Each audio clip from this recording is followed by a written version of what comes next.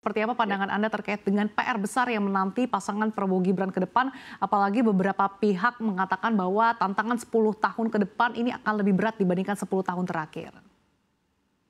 Ya, yang pertama adalah tentu saja janji Pak Prabowo ya dalam Mandiri Investment Summit, beliau mengatakan kita akan meningkatkan kesejahteraan rakyat ya dengan pertumbuhan ekonomi yang tinggi, kalau bisa 8%. Tentu PR besarnya adalah kita mengalami stagnasi pertumbuhan ya, bahkan tidak bergerak di angka 5%. Jadi bagaimana kita mendorong pertumbuhan ekonomi bisa sampai 8% ya, sementara historikal kita dalam beberapa tahun terakhir rasanya agak berat dengan situasi kondisi ekonomi masyarakat, baik konsumsi rumah tangga, konsumsi pemerintah, investasi maupun perdagangan internasional begitu.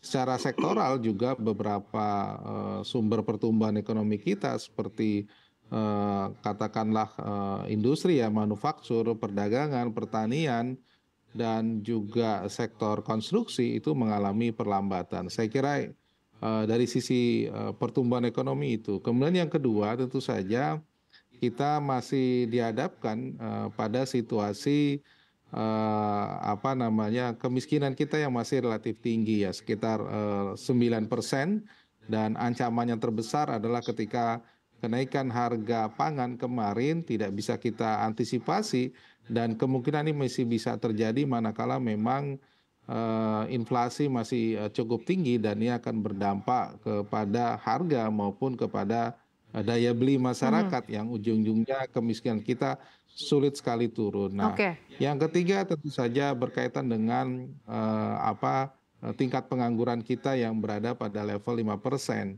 Problemnya adalah investasi besar yang masuk ke kita yang tahun ini 2003 mencapai 1.400 triliun, namun multiplier efek kepada tingkat penyerapan tenaga kerja dari ke tahun ternyata menjadi lebih kecil gitu ya, karena investasi masuk ini banyak ke sektor padat teknologi dibandingkan padat tenaga kerja, termasuk ke sektor ekstraktif ya, ke sektor pertambangan yang ternyata penciptaan lapangannya pekerjanya tidak sebesar yang diinginkan begitu. Nah, ini juga meski investasi masuk, tetapi nyatanya memang tenaga kerja yang tercipta sekarang rata-rata di bawah 1,5 juta per tahun, dan ini yang membuat gap lapangan kerja makin besar begitu.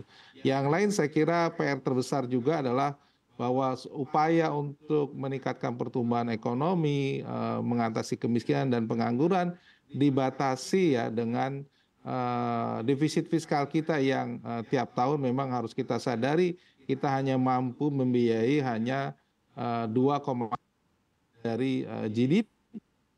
Pahami tidak semua gagasan ekspansi yang diusulkan oleh calon presiden Pak Prabowo itu bisa dibiayai dengan keterbatasan anggaran yang kita miliki begitu, dalam rangka mengejar pertumbuhan ekonomi dan kesejahteraan masyarakat begitu.